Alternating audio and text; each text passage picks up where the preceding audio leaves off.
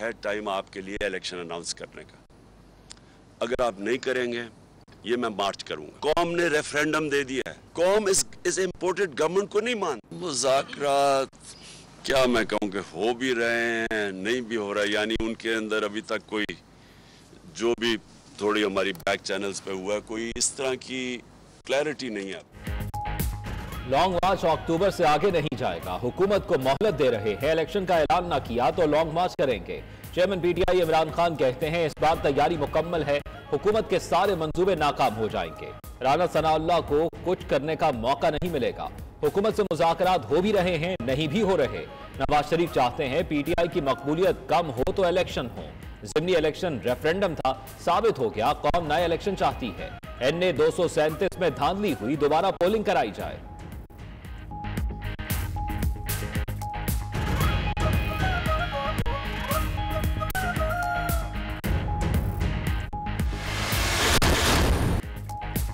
बरतानिया में सियासी बहरान खत्म न हो सका। 100 से जायद हुकूमती अरकान पार्लियामेंट का नौमंतखब वजीर आजम लिज ट्रस पर अदम एतमाद का इजहार। लिज ट्रस को वजारत उज़्मा से हटाने के लिए पार्टी कमेटी के सरबराह को खत लिखने का फैसला। ऐसी तहरीक की सूरत में आम इंतखाबात का ऐलान किया जा सकता है, 10 डाउनिंग स्ट्रीट ने खबरदार कर दिया।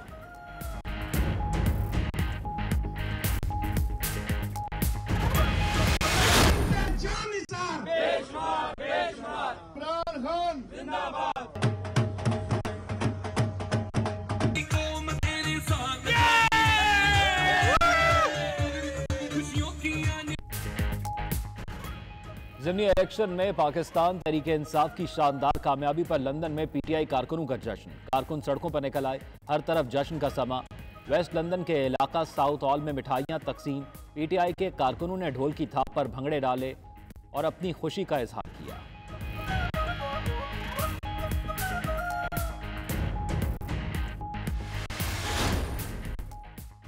साबिक वजीर इत्तलात और नशरियात परवेज रशीद की लंदन में मीडिया से गुफ्तगू। ज़िमनी इंतखाबात के नताइज पर तबसरा करते हुए उनका कहना था इलेक्शन के बाद इमरान खान की पार्लियामेंट में सीटें मजीद कम हो गईं। मौसम नून ने पार्टी मफाद की बजाय मुल्की मफाद को तरजीह दिया। पार्लियामेंट ही फैसला करता है और उसे ही फैसला करने चाहिए। वजीर आजम और पार्लियामेंट के बाइख्तियार होने पर कोई शक नहीं।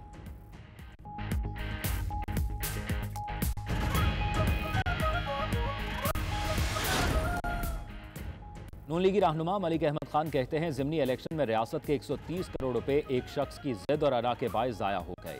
एक पार्टी का लीडर 50,000 और पार्टी का टिकट होल्डर 45,000 वोट ले रहा है तो क्या फ़ायदा हुआ। पंजाब और केपी के हुकूमतों के वसाइल इस्तेमाल किए गए। लंदन में मीडिया से गुफ्तगू।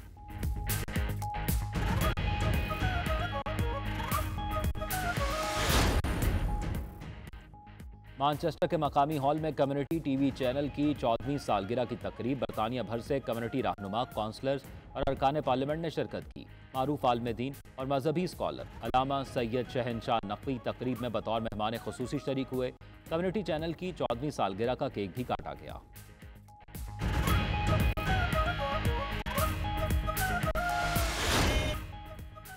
मशरकी लंदन की फजा दरूदो सलाम की सदाओं से गूंज उठी। अल जन्नत यूके की जानिब से 5वीं सालाना मिलादुन्नबी सल्लल्लाहु अलैहि वसल्लम जलूस व जलसा का एहतमाम। मौलाना कारी महमूदुल हसन, कारी तारिक महमूद, अल्लामा एजाज अहमद नूरी, सैयद इश्तियाक हुसैन शाह, अल्लामा सनाउल्लाह सेठी समेत लंदन भर से उलमाए कराम शरीक। पाकिस्तान और लंदन से आए नातखा हजरात ने खूबसूरत कलाम से समा बांध दिया।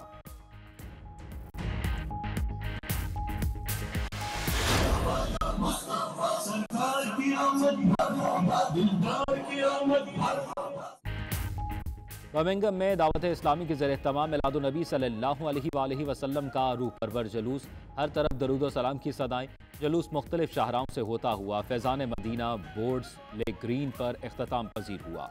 उलमा कराम, मुबग्गलीन, दावत इस्लामी, हुफ्फाज, नातखा हजरात समेत ज़िंदगी के मुख्तलिफ शोबों से ताल्लुक़ रखने वाले आशिकान रसूल सल्लल्लाहु अलैहि वसल्लम की अक़ीदत व एहतराम के साथ शिरकत। वफाकी वज़ीर ख़ज़ाना इसहाक़ डार का कहना है रुपए के मुकाबले में डॉलर की कदर जल्द 200 रुपए से नीचे आ जाएगी। तवानाई के शोबे में भी इस्लाहात का अमल जारी रहेगा। उम्मीद है पाकिस्तान पेटफ की ग्रे लिस्ट से निकल जाएगा।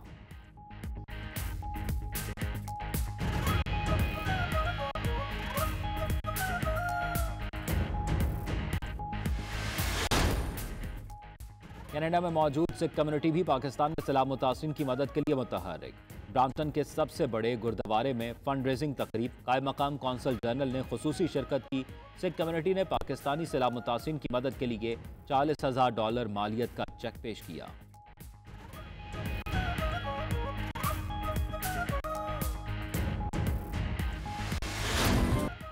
मलेशिया में सियाहत और सकाफत को मजीद फरोग देने के लिए हुकूमती इकदाम जारी। वजारत सियाहत के तहत मुख्तलिफ सकाफत सियाहती तकरीबात का इनाकाद। वजीर सियाहत नैन्सी शुक्री ने कुआलालंपुर में सियाहत के फ़रोग के लिए खुसूसी इदारे डी जॉन्स हॉलैंड्स का इफ्तिताह किया। वजीर सियाहत ने गीत गाकर माहौल को खुशगवार बना दिया।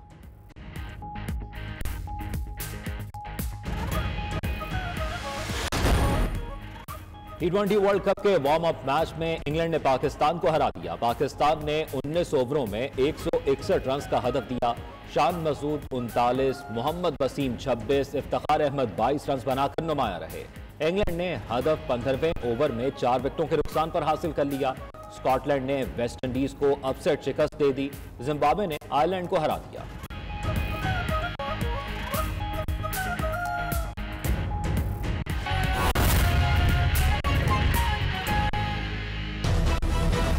बिस्मिल्लाहिर्रहमानिर्रहीम, अस्सलाम वालेकुम। 92 न्यूज़ प्राइम टाइम बुलेटिन में खुशामदीद। मैं हूं आयशा अंसारी। दुनिया के सबसे बड़े 360 डिग्री वर्चुअल स्टूडियो में हम आपको खुशामदीद कहते हैं।